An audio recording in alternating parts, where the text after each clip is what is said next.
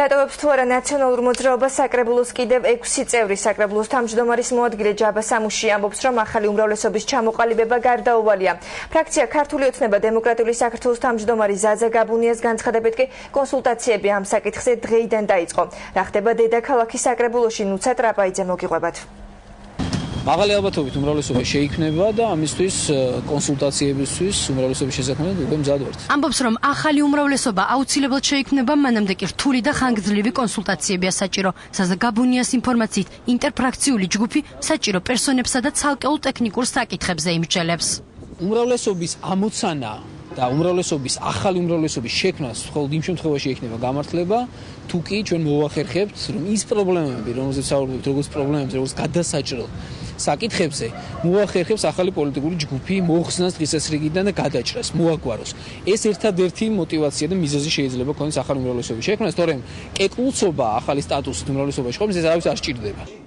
საკრებულოს თავმჯდომარის მოადგილის მტკიცებით, უახლოეს მომავალში ჯერ კიდევ მმართველ გუნდს 6 წევრი მოაკლდება. ჯაბა სამუშია ამბობს, რომ საკრებულოში ახალი უმრავლესობის ჩამოყალიბება გარდაუვალია და უკვე კანონმდებლობაში შესატან ცვლილებებზეც საუბრობს. თბილისის საკრებულოს აქვს მთელი რიგი უფლებამოსილებები, რომელიც არის განსაზღვრული კანონით ქალაქ თბილისის თვითმმართველობის შესახებ. ჩვენ აღნიშნული უფლებამოსილებები უნდა დავიბრუნოთ, კომპეტენციები უნდა დავიბრუნოთ. საქმე ის არის, რომ წლების მანძილზე თბილისის საკრებულომ ის კომპეტენციები, რაც ჰქონდა მას და მისი ექსკლუზივი იყო, გადასცა ქალაქის მერიას. მუშტისა და თუმნიანის გარშემო შეკრებულს უწოდებს ახალ უმრავლესობას თემურ გრიგალაშვილი და ამბობს, რომ გუნდის წევრების შემცირების მიუხედავად ნაციონალები დაკისრებული ვალდებულებების შესრულებას მაინც გააგრძელებენ. ეს ახალი უმრავლესობა არის შეკრებილი ორი რამის გარშემო, ეს არის მუშტი და თუმნიანი. თავისი ეკლექტურობიდან გამომდინარე, მე არ მგონია, რომ ეს იყოს მდგრადი და ერთიანი გაერთიანება. ნაციონალების უმცირესობაში დარჩენას მიესალმება და ახალ უმრავლესობაში მოსვლას უკვე ზეიმობს ფრაქცია ნაციონალური მოძრაობის ყოფილი წევრი. მიხეილ ქავთარაძე დარწმუნებულია, რომ საკრებულოს წევრებს შორის ყველა საკითხში სრული კონსენსუსი იქნება. ახალი უმრავლესობის ფორმირებაზე საუბრობს ფრაქცია ქართული ოცნება თბილისელების თავმჯდომარე გულიკო ზუმბაძეც. ნაციონალური მოძრაობა დაიშალა და დაშლის პირას არის მისული, ფაქტიურად უკვე უმცირესობაში არის გადასული.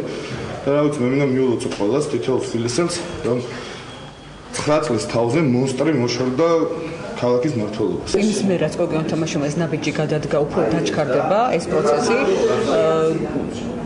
ფიქრობთ, რომ მას მიბაძავენ სხვა ფრაქციის წევრები და ცოტა ხანში ახალ უმრავლესობის ფორმირებაზე გვექნება საუბარი სამუშაო რეჟიმში შევხვდებით ერთმანეთს.